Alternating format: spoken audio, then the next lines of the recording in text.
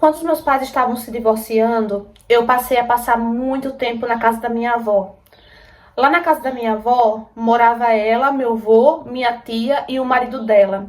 A minha mãe saía para trabalhar e me deixava lá sozinha o dia todo, né? Mas ela voltava, ficava comigo, ela sempre me deu muito carinho, muita atenção, muito amor. Até que um dia começou a ter uma confusão muito grande na casa da minha avó.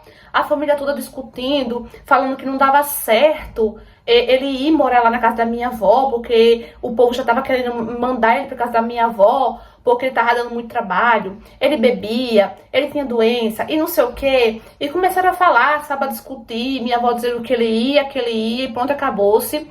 E eu não entendia nada, gente, porque eu tinha apenas 10 anos nessa época. Até que eu, curiosa, fui perguntar à minha mãe o que estava acontecendo. Quem era que estava chegando, quem era que a nossa família não queria que fosse morar lá.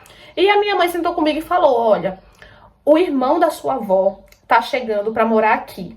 Ele teve uns problemas lá, né, no Rio de Janeiro. Ele tá vindo do Rio de Janeiro para cá, para morar com sua avó. E, minha filha, muito cuidado. Eu não quero que você fique muito perto dele, tá bom? Preste atenção. Qualquer coisa você fala pra mamãe, tá certo? E eu, sem entender nada, né? Fiquei feliz porque eu conheci mais uma pessoa da família. Eu sempre fui muito família, fui muito meiguinha. Fiquei feliz, falei pra ela, tá certo, mamãe. Né? Lembro até hoje a minha resposta pra ela, né?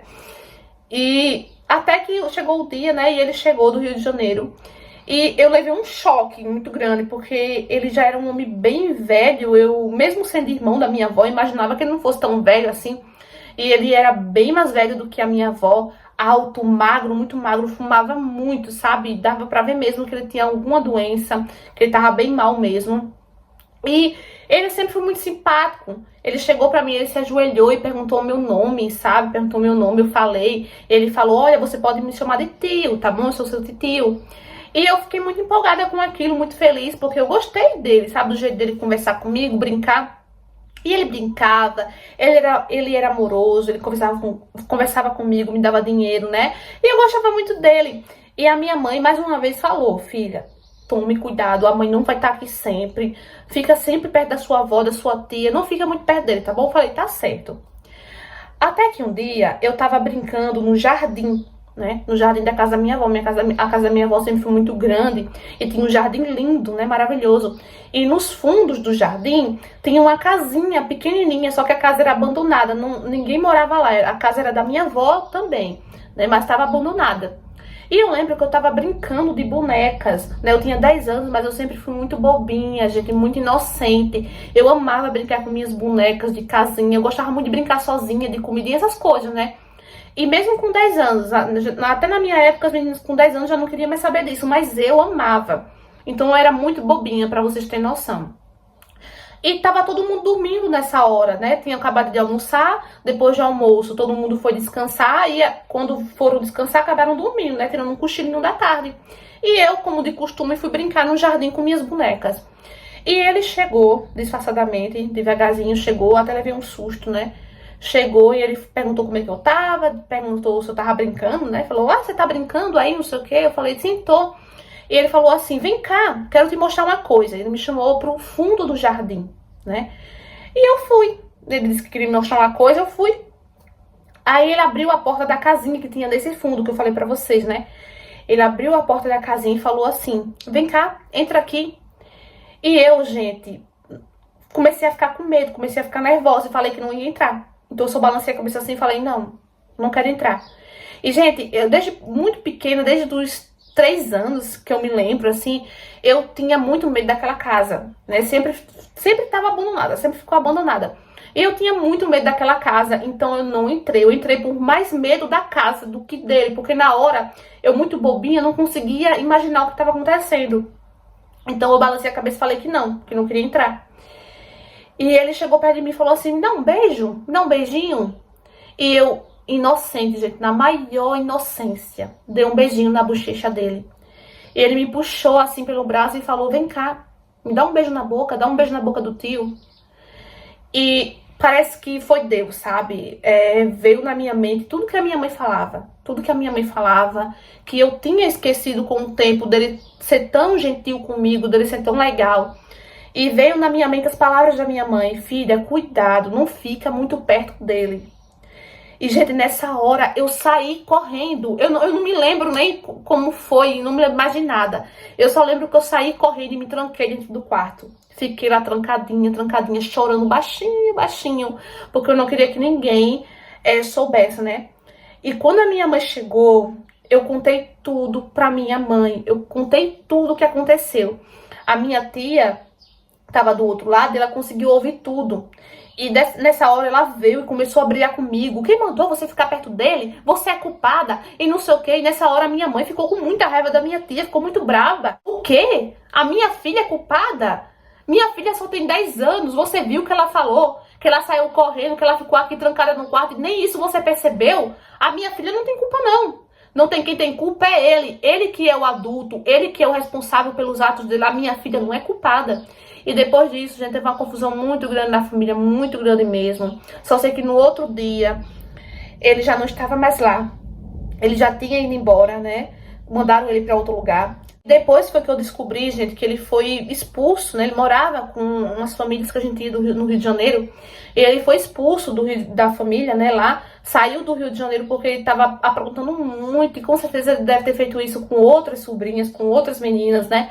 Então, ficaram lá com a rixa contra ele, mandaram ele para nossa cidade, né? E ele foi para lá por isso, ele já estava doente, gente. Depois, com o tempo, ele acabou se internando em um hospital da nossa cidade.